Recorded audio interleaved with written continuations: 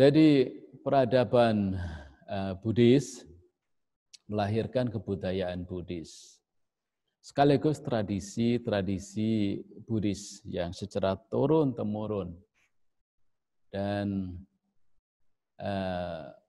nilai-nilai daripada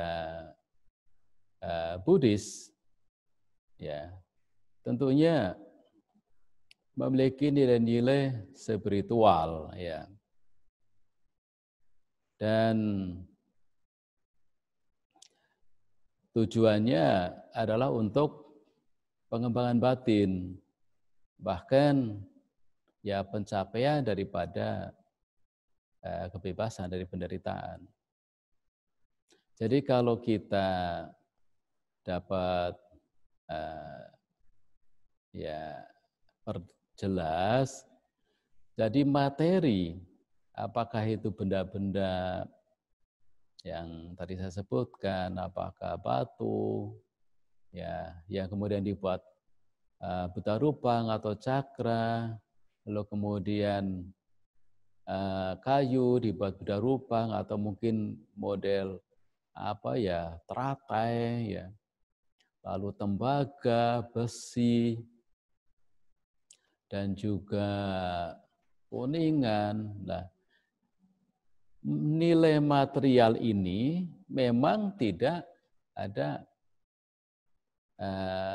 seginya apa-apa bila mana nilai material ini tidak memiliki nilai filosofi, ya, kandungan nilai-nilai keindahan secara spiritual yang diwujudkan dalam bentuk benda-benda itu.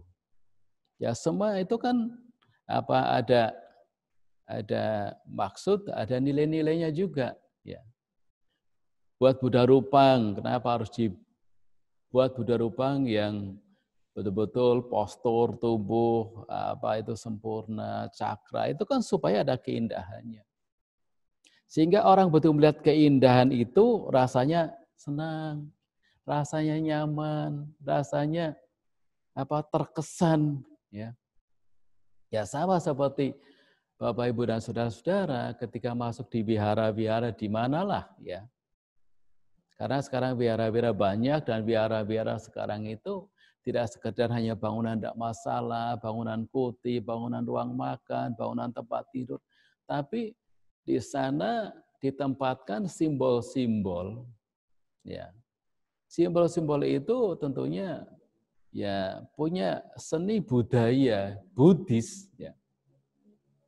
Sehingga hal itu sungguhnya menjadi satu model pembelajaran, ya, agar supaya ketika seseorang itu datang, pertama terkesan, ya, senang, tertarik, kagum, lalu kemudian kalau lebih jauh lagi orang terinspirasi ingin tahu apa dan maknanya dari simbol-simbol itu. Nah, baik umat Buddha maupun bukan umat Buddha, dengan cara pembelajaran simbol-simbol ini yang berupa nilai-nilai seni, ini akan lebih gampang orang untuk memahami daripada apa maksud yang terkandung, ya, daripada pesan moral, pesan dhamma yang ada di situ. Memang Bapak dan Ibu saudara sekalian, kalau secara tradisi yang paling tua itu adalah tradisi lisan. Tradisi lisan yang paling tua. Jadi dari zaman dulu-dulu itu, kenapa orang itu ya menyampaikan pesan dengan lisan? Ya karena memang belum ada ya teknologi atau cara yang lain. Jadi secara lisan disampaikan. Tapi kalau kita ya mengikuti bagaimana kronologis hidup Buddha, ya, saya kadang kagum. Zaman itu Sang Buddha ketika berbicara secara lesan, menyampaikan uraian dhamma, pesan dhammanya itu kan diceritakan bukan hanya berapa, 10, 20, ya 30, 100 orang. Yang kita ingat sajalah, 1.250 orang biku. Gitu. Dan ada yang lebih banyak daripada itu ketika satu masa-masa Sang Buddha berkumpul dengan para biku dengan jumlah yang lebih banyak lagi, baik di Sawati maupun Wesali dan tempat-tempat yang lain. Tetapi pesan secara lesan itu tradisi ya zaman itu bisa tersampaikan. Nah, padahal sekarang kalau udah masalah atau ruang terbuka lah apalagi ya, itu hanya 50 orang harus pakai mic itu. Harus pakai mic, sound-nya harus bagus, harus keras. Kalau enggak, ini enggak dengar, enggak nyampe. Itu bedanya apa dulu dengan sekarang? Nah, ya memang di zaman dulu juga ada orang yang datang dengerin khotbah tapi enggak mendengarkan. Hanya mau lihat-lihat saja ada juga. Ya, yang tidak tertarik mendengarkan dhamma, hanya ingin lihat-lihat saja. Bahkan juga mungkin ya main-main. Ya sekarang juga ada yang kayak gitu. Tapi kalau sekarang kan orang, saya pikir lebih kurang fokus. Karena biasanya ketika mendengarkan dhamma, ya karena keyakinannya masih kurang, saya mengatakan keyakinannya kurang, karena kurang dalam memberikan penghormatan terhadap dhamma yang disampaikan. Karena kadang ditambah salah saja pun ketika seorang pandita membabarkan dhamma atau seorang biku membabarkan dhamma, biasanya ada yang main HP, ada yang main-main apalah ya, sehingga tidak fokus pada uraian-uraian. Ya padahal mendengarkan dhamma itu bukan sesuatu yang mudah didengar seperti mendengarkan lantunan, lagu atau pembicaraan biasa. Nah ini, ya, pesan secara lisan ini memang menjadi tradisi yang paling tua sebenarnya. Mungkin ya sebelum ajaran Buddha Gautama dibabarkan itu sudah ada. Ya. Nah, tapi Sang Buddha menggunakan metode ya tradisi lisan.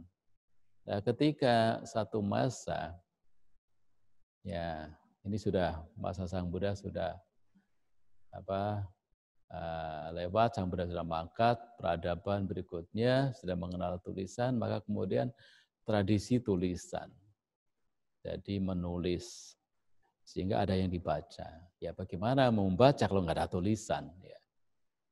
Tradisi tulisan, tradisi membaca. Nah ini semua adalah cara untuk belajar sebenarnya. Belajar dhamma. Sehingga mendapatkan pesan-pesan dhamma. Ya tentunya pesan dhamma itu kan memberikan manfaat ya pada diri setiap orang. Ya apabila mendengar dhamma atau membaca atau tadi dari simbol-simbol dia bisa memaknai, seseorang akan timbul adanya ya keyakinan yang lebih baik lagi, sehingga prakteknya pun akan lebih baik lagi. Jadi artinya dari belajar dengan metode, apakah mendengar, apakah membaca, ya, apakah dari simbol-simbol, maka ini akan memberikan satu perkembangan batin bagi seseorang. Tujuannya untuk apa? Ya untuk mengurangi derita. Jadi jangan anggap kalau misalnya di wihara udah ada Buddha Rupang, ada Buddha Rupang lagi, ada simbol-simbol, ada relief-relief, itu tidak memberikan manfaat, tidak memberikan makna. Ya. Itu sesungguhnya adalah pesan Dhamma yang secara telanjang, yang secara art, seni, ya, agar supaya seseorang itu dari lihat-lihat itu jadi timbul kesan, timbul senang, dan juga dapat memperkuat keyakinannya. Kalau keyakinannya kuat, maka praktek Dhamma juga makin baik lagi. Jadi tujuannya untuk hal ke arah berkurangnya ya keserakahan, kebencian, dan ketidaktahuan juga. Ya. Karena Buddhisme, agama Buddha itu tidak bisa lepas dari tradisi, dari budaya, ya, dari seni-seni. Inilah sesungguhnya kelebihan agama Buddha. Karena agama Buddha ini ya agama yang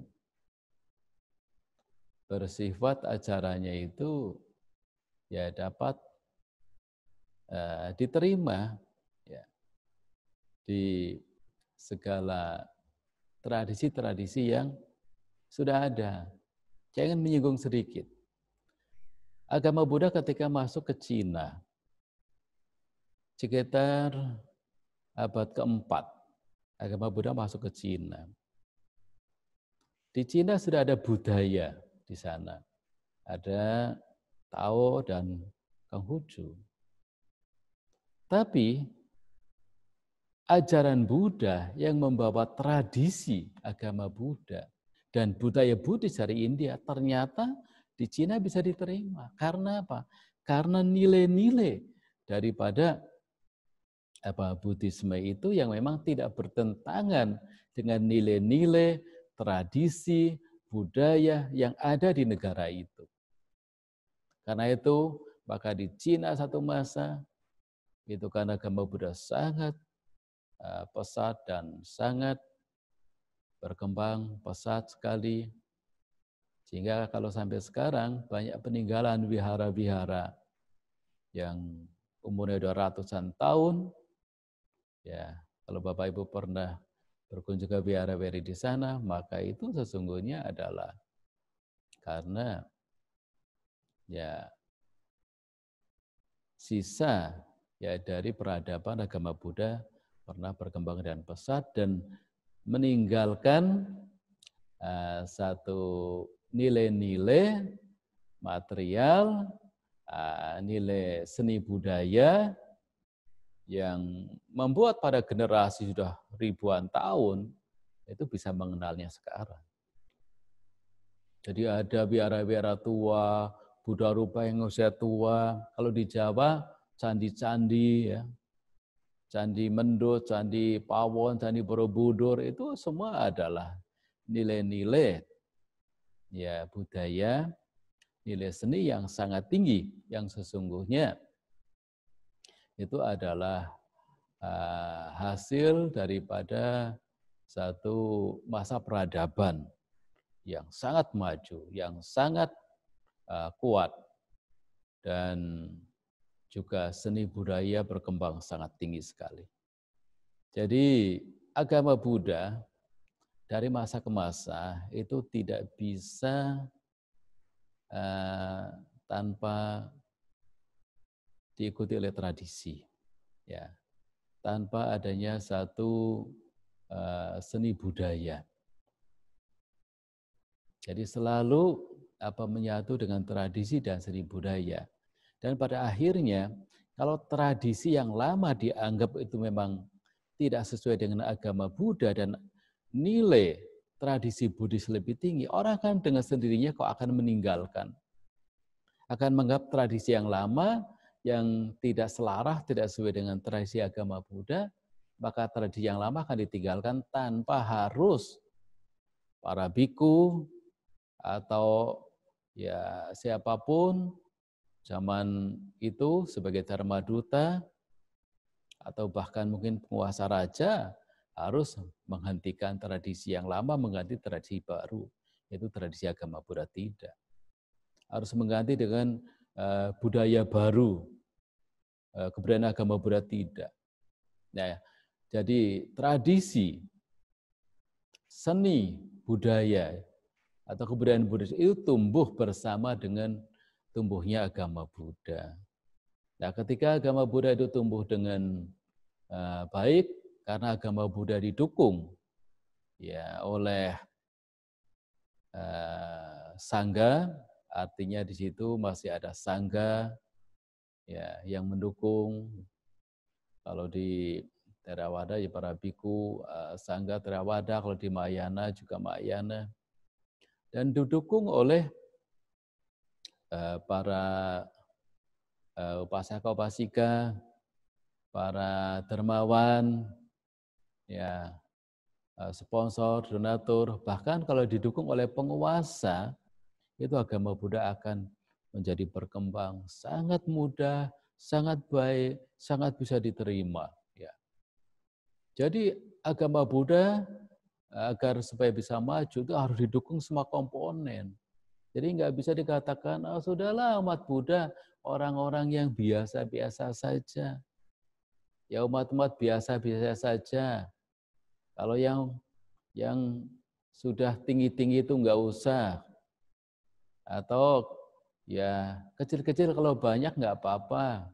Nggak perlu yang besar, nggak perlu penguasa. Sebenarnya perlu semua. Perlu semua. Karena agama Buddha akan maju, majunya agama Buddha itu nanti ya tradisi agama Buddha itu juga akan makin kentara, makin dikenal, makin menguat ya. Di mana misalnya wihara rame setiap hari banyak umat datang ke wihara dan datang ke wihara bajunya putih-putih, tertib, rapi. Mereka penuh sadar, menghormat, memuja Sang Buddha, mendukung para biku, lah wihara bisa terbangun dengan baik, ya sesuai dengan program misalnya apa yang mau diutamakan dulu misalnya sebagai pusat kegiatan sosial kemasyarakatan, sebagai pusat kegiatan pendidikan, sebagai pusat kegiatan kebudayaan, ya, atau sebagai pusat pengembangan batin atau bawana. Jadi wihara itu memang sebagai pusat semua kegiatan. Nah, karena itu di situ akan tumbuh tradisi-tradisi yang belum biasa ya akan biasa nanti. Akan menjadi tradisi. Ya memang awalnya belum biasa. Lama-lama akan menjadi tradisi. Seperti misalnya dana makan awalnya kan susah, umat Buddha dana makanan susah. Orang mau puja bakti hari Minggu susah, seminggu sekali aja susah. Tapi lama-lama biasa. Dulu merasa jauh, sekarang nggak merasa jauh. Nah, pada hari Uposatha, ini yang masih orang belum ini melakukan. Hari Uposatha, terang dan gelap. Nah, kalau di ya negara-negara Buddhis yang sudah lama, tradisi Uposatha itu umat datang ke wihara. Kenapa? Karena ingin berbuat baik. Karena ya memahami pada hari Uposatha itu bulan terang, artinya itu teranglah hendaknya batin seseorang. Sehingga kalau orang berbuat baik pada bulan Uposatha, maka kebaikannya itu menjadi sangat baik. Ya. Karena hari Uposatha adalah bulan terang. Ya, alam juga sudah menunjukkan bahwa oh ini bulan terang. Ya. Nah demikian bulan gelap, sekalipun gelap, wihara berbuat baik. Supaya apa? Supaya ya bisa ya, menambah kebaikan. Ya, bisa menuntun diri ke arah yang lebih baik. Berkurangnya ya kotoran batin. Sehingga bertambahnya kebahagiaan, bertambahnya kesejahteraan batin. Ya. Begitulah ini adalah hal-hal yang memang ya belum jadi tradisi bagi wihara-wihara, apalagi ya di Indonesia ini ya tradisi Buddhisnya itu memang masih harus ditanamkan ya lebih baik lagi ya. Karena memang umat Buddha baru mengenal agama Buddha. Nah, jadi kalau mengenal jadi diawali dengan mengenal tradisi Buddhis ya. Kemudian juga ditingkatkan dengan ya banyak belajar ya dari mendengar, diskusi, tradisi ini lisan dan tradisi kumpul bersama, diskusi dan membaca ini ditingkatkan, tentunya itu akan menjadi lebih baik. Ya. Jadi di sini letaknya bagaimana kita menumbuhkan kualitas ya bagi umat Buddha dengan mengikuti tradisi yang ada. Ya, tradisi yang baik kita pakai, tradisi yang memang kurang sesuai nanti dengan sendirinya ya nanti akan berkurang. Karena banyak sekali tradisi dan kita tidak perlu bingung dengan tradisi-tradisi yang sudah ada. Ya, dan tradisi Buddhis tentunya punya maksud untuk membawa seseorang untuk mengatasi ya penderitaan ya, mengatasi di luar duniawi, lokutara ya, bukan hanya duniawi saja, tapi mengatasi di luar duniawi, bersifat lokutara bukan lokia. Nah, hal inilah agar kita tercapai dari tujuan belajar Dhamma. Nah, memang dalam Dhammadaya Sutta disebutkan ya bahwa Sang Buddha berpesan jangan wariskan materi ya, tapi yang kuwariskan adalah warisan Dhamma. Jangan mewarisi materi, tapi warisilah warisan Dhamma. Nah, ini artinya bahwa Sang Buddha menekankan pada warisan Dhamma. Memang peninggalan-peninggalan beliau itu ada stupa-stupa yang indah, yang bagus, ya. Kemudian sampai peradaban sekarang banyak candi-candi itu adalah sesungguhnya warisan Sang Buddha, ya.